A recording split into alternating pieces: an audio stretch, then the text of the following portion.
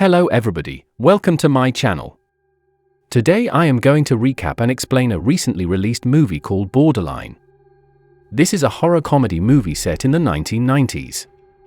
I must say after a long time I laughed really hard at one particular scene. So the movie starts at the end, we see a guy named Paul kissing Sofia, a pop star in his marriage.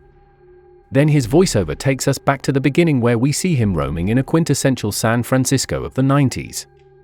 Sofia's hoardings are everywhere, suggesting the rise of a queen in music.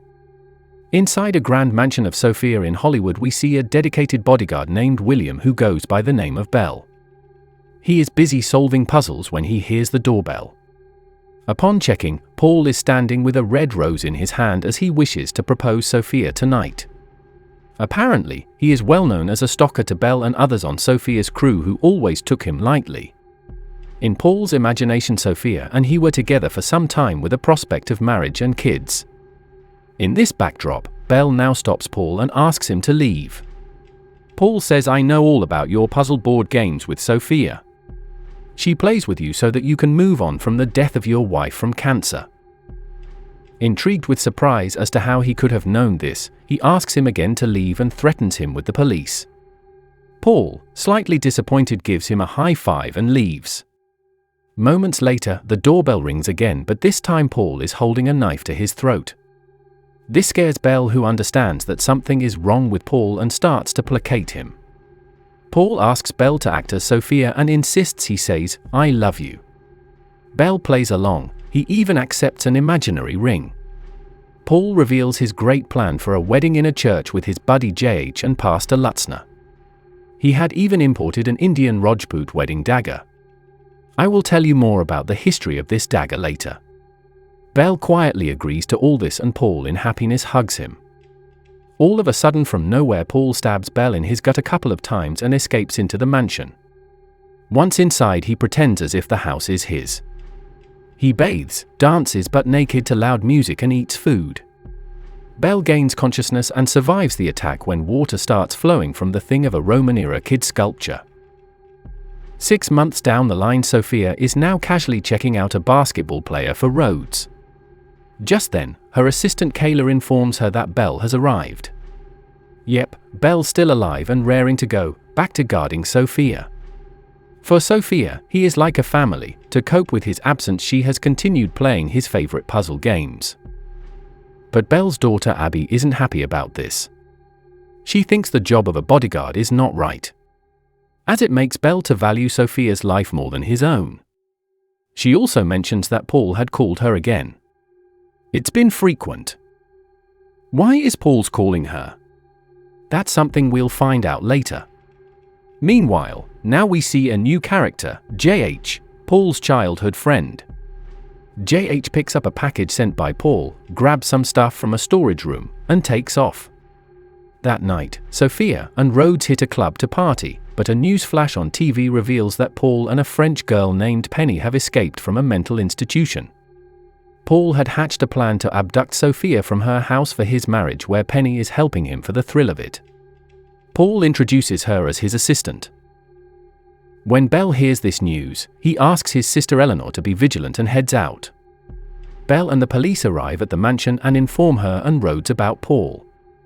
On the other side, we see Penny knocking on the door of an old man for a telephone call, pretending her car has broken down. This is 1990, there were no mobile phones. Strangers asking for help was quite common in emergencies. The old man helps her out to check her car. Later on the same night, we see JH outside Bell's house staring at it, which terrorizes Eleanor. She calls Bell. Bell rushes off immediately with his gun and asks Rhodes to lock the doors behind him. Rhodes had planned to leave since Bell rushed out in a hurry and asked him to stay, so he stayed. Later he notices a letter on Bell's desk with his name scrawled on it. But here's the kicker, every name before his was scratched out. All those names? Small-time stars, just like him, are invited to meet Sofia because she's on the hunt for a partner. If things don't click with Rhodes, his name's getting crossed out too. This hit him hard. To top it off, Sofia snapped and said, "You can leave now." Bell's there, and there's a guard at the main door anyway. Rhodes, stung by her cold attitude, slumped in disappointment, tells her that Belle rushed out. At Belle's house, a rookie police officer shows up and he doesn't take Eleanor's concerns seriously. Now Sofia, trying to lighten the mood, asked if they could play the new puzzle game. Rhodes shot back, "I'm just another puzzle to you, aren't I? 1 minute you're laughing and sweet-talking me, the next you act like I don't exist. Just put me back in my box." Meanwhile, outside, the guard Waylon was chowing down on dinner when he noticed a big box on the CCTV. He stepped out to check it, and, bam, the mansion's lights went out. Inside, Sofia and Rhodes started bickering. Rhodes was really hurt seeing Sofia think of him like a toy boy on a list to check out. Things get heated in the dark and Sofia yells, "Get out! I don't need your protection. I've got better things to do than deal with you."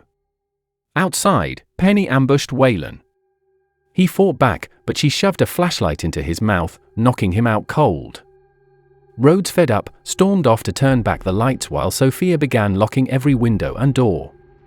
Rhodes looked around for Waylon. When he got no response, he moved on to find the circuit breaker and switched it on. All this time Paul was already in the house stalking Sofia in the dark, and when the power came back he was exactly behind her. He in his all happiness grabbed her from behind. Sofia for the first time in her life felt as if her heart was getting ripped out of her. In a panic, she threw whatever she could grab at him and tried to run like Usain Bolt. Paul in his delusion thinks of this as lovers' quarrel. Since the main door was locked from inside, she couldn't open it in time. Paul slams her head to the door to knock her over. Rhodes saw all this from the outside as the back door locked out too. Back at Belle's place, Abby tells Eleanor that she heard news on MTV about Paul. In one of Sofia's shows, Paul lost his girlfriend to a stroke. She died on the spot, and apparently, the shock and trauma turned him into this manic. As Belle rushes in, Eleanor tells him that everything is fine, with a cop posted outside. Belle wasn't convinced, muttering, "There's no cop." It turns out, the officer was there but didn't take Eleanor's concerns seriously, thinking she was paranoid. He was casually practicing his dance moves and soon got distracted by his bike's missing chain. It was JH's plan all along. He was hiding in the bushes, he stole his bike chain and now choked him out with it. Belle placed Abby and Eleanor in the car to check on the officer. When he returned, JH was already waiting in his car, holding them at gunpoint. He forces Belle to drive to Sofia's house. At the mansion, Paul patched up Sofia's wound as a loving caretaker and locked her in her home studio's soundproof recording booth. Then he opens the main door where Penny openly confesses that she had killed the security guy. Paul in all his happiness welcomes her inside. When Sofia gained consciousness, she freaked out again, but this time controlled herself. She knew Paul was under a psychotic breakdown. Provoking him in any manner is counterproductive. So she plays along. Here Paul told her, "I got busy for a while, but now I want to be yours forever." He had grand plans for the wedding tomorrow morning. Meanwhile, Belle tries to talk with JH to save his family, but it is no use. JH orders Eleanor to stop the car on a deserted road, drags Belle into the bushes, and then we hear a gunshot. Later he drives them to Sofia's house. Back at the mansion, Paul introduced Penny to Sofia as a fan and friend. Penny says she too is a singer and a pianist. Paul left these two to get ready for the big day. He took a bath in the jacuzzi, groomed himself and wore a designer tuxedo for the big day. He then opens his imported Rajput dagger and sort-off bows to it. The dagger is a symbol of masculinity in the Indian martial clan of Rajputs, who believe a man must protect his women. Blood on Penny's face and her behavior quickly revealed to Sofia that she too is just another psycho under breakdown. Penny showed Sofia a wedding dress, gushing about her and Paul. But when she stepped inside to deliver it, she sneered, "You're not as pretty as I thought." Sofia quipped, "Then do my makeup." Sofia saw a chance to escape. She taped the lock to keep the door from closing fully. When Penny left, Sofia slipped out, grabbed a guitar, and waited. When the door reopened, Sofia smashed the guitar thinking it was Penny, but instead, it was Rhodes who now got knocked out. Sofia was dumbstruck seeing this. Downstairs, JH brings Belle's family and Paul welcomes them as marriage guests. Abby in fear asked Paul why he kept calling her. He grinned and said, "I needed a flower girl for my wedding, and I also need a priest." He pointed to a box, revealing Tim, the old man. He was the priest, who Penny had knocked out and stuffed inside. He was here to officiate the wedding. Upstairs, Sofia revived Rhodes, who says sorry to her for lashing at her. Just then Penny returns and tries to swing a baseball at her. Rhodes impulsively pushes Sofia away, which triggers Penny. She in rage hits him on the forehead to knock him out again. As Sofia and Penny catfight, Penny lands on a piano. Hearing the sound of music, she snaps and starts to play and sing. She even asks Sofia to join in for a duet. Sofia, just to placate her, joins her, and both sing a beautiful song. Rhodes, lying on the floor under concussed, thinks about what the F is going on. Alas, Penny snaps again. She hits Sofia and jumps with her through the window to crash on the front lawn. Penny then quickly overpowered Sofia, doused her in barbecue oil, ready to burn. Sofia promptly fought back and stabbed her with a barbecue thermometer, stopping short of setting her ablaze. Penny, to provoke her, taunts her to set her ablaze. Sofia controlled herself and said, "Sofia doesn't burn people." She quickly rushed inside to check on Rhodes, who was semi-conscious. As she started helping him, Penny attacked her again from behind. This time, Sofia locked her in the sound booth, in the heat of the moment, tortured a paper and threw it at Penny, which ignited her. Penny burned alive, and Sofia, horrified, watched it unfold. She understood her mistake and tried to dodge the fire with the extinguisher, but it was late. Penny got cooked. Downstairs, Pastor Kim tries to talk to Paul to break his illusion, which agitates him. He rushes upstairs to check on Sofia while Sofia rushes downstairs to bring help for Rhodes. Paul mistakes Rhodes for Sofia in his delusion and rambles about keeping her safe. Sofia finds Abby and Eleanor under JH's guns and asks about Belle. In the flashback we see Belle getting shot, but the bullet only grazed his head. JH couldn't see properly with his one eye in the dark. By morning, Keller finds Belle in the bushes. He borrows her Porsche and speeds to the mansion. In the destroyed empty house he finds a wedding invitation pointing to a church. At the church, Paul was set to marry Sofia, but here comes the twist. As Sofia took the altar, Paul asked her to sit down. He didn't recognize her. JH tried to correct him, but Paul brushed him off. Abby played the flower girl part, scattering petals down the aisle. Just then Rhodes, in a wedding dress, appears, escorted by Belle, posing as the bride's dad. This is the funniest twist in the movie.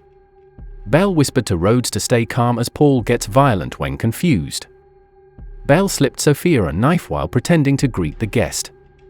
As Pastor Tim begins, JH interrupts and tells Paul that he is marrying a man. Paul ignores this and asks the pastor to continue. Since Paul's mind was warped, he saw Sofia in Rhodes. Back at the start, we saw his perspective, where he was marrying Sofia. Now he kisses Rhodes and then his illusion shatters. He sees Rhodes on the altar and by this time it is late. He had already stabbed Rhodes with the dagger like he hid with Belle 6 months ago, thinking it was Sofia. Belle now quickly tackled Paul, and Sofia freed herself to pass Belle the knife. JH grabbed Abby at gunpoint, forcing Belle to toss the knife. Rhodes, in a desperate move, grabbed it and slit JH's throat, an act he didn't want but had to do. In all this, Abby got showered in blood. By this time, police arrived on the scene and arrested Paul and took him away. In Paul's mind, he was riding off with Sofia in a limo to his honeymoon, but in reality, he was in the police van. Not a borderline, a complete nut job was on the loose. Sofia mends with Rhodes and is grateful for his loyalty. Because of this, she chose him as her partner. Must say the guy wore the dress, took the hits, and got stabbed. All because he was serious about saving a life.